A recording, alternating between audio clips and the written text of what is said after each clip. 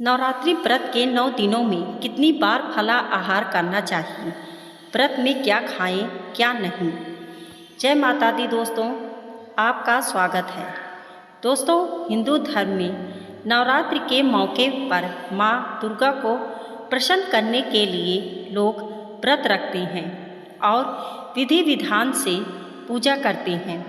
ऐसी मान्यता है कि नवरात्रि के 9 दिन व्रत और पूजा करने से माता दुर्गा प्रसन्न होकर लोगों की सभी मनोकामनाएं पूरी करती हैं और जीवन के आने वाले कष्टों से भी छुटकारा दिलाती हैं।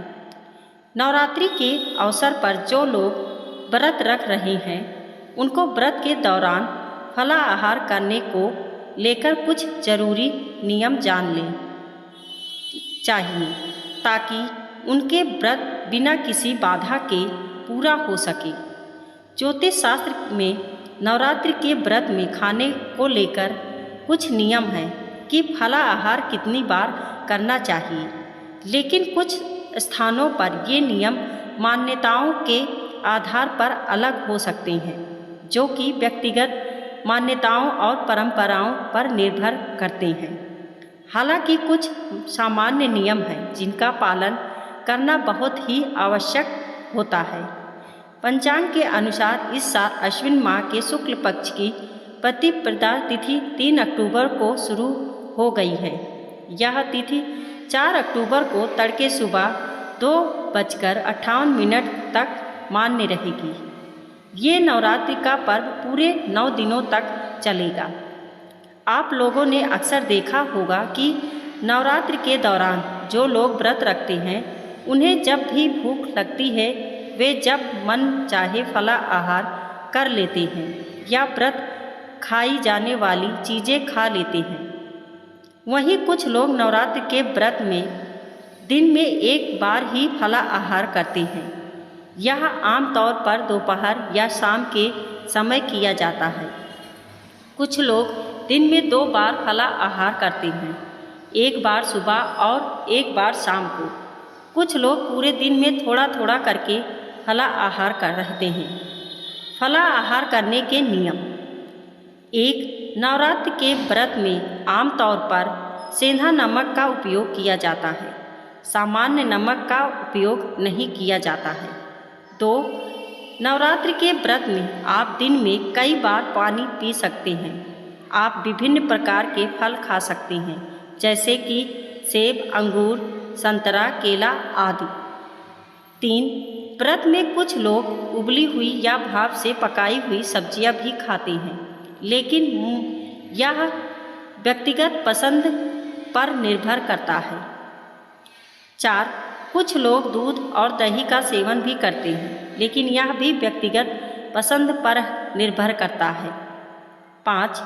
आमतौर पर नवरात्रि के व्रत में अनाज का सेवन नहीं किया जाता है और मांस और मछली का सेवन पूरी तरह से वर्जित होता है।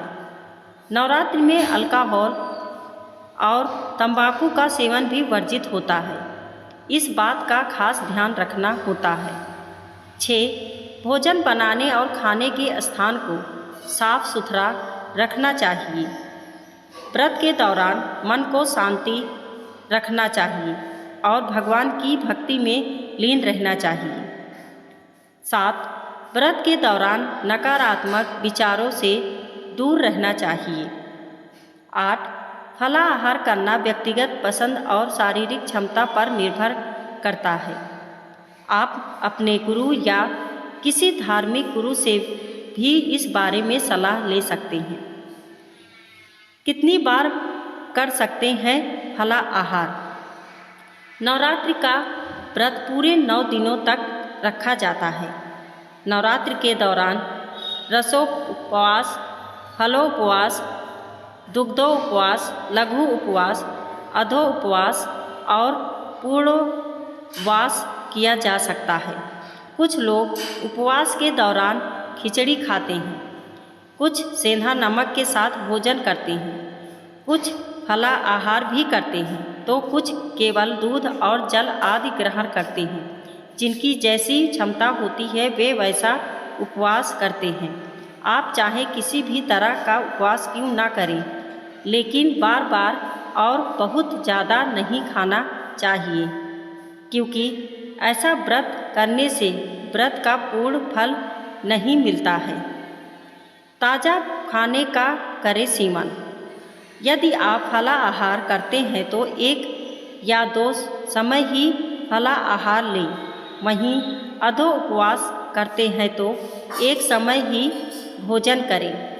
नवरात्रि व्रत में दिन भर उपवास रहें और रात में ही एक बार भोजन करें। यह भी कोशिश करें कि रात में किए जाने वाले भोजन को रात में ही बनाएं, यानी भोजन को बहुत समय पहले से बनाकर तैयार ना करें। इससे जीवन में कई तरह की परेशानियां का सामना करना पड़ सकता है। दोस्तों, वीडियो पसंद आई हो तो लाइक और सब्सक्राइब करें। हमारे वीडियो को देखने के लिए आपका बहुत बहुत धन्यवाद।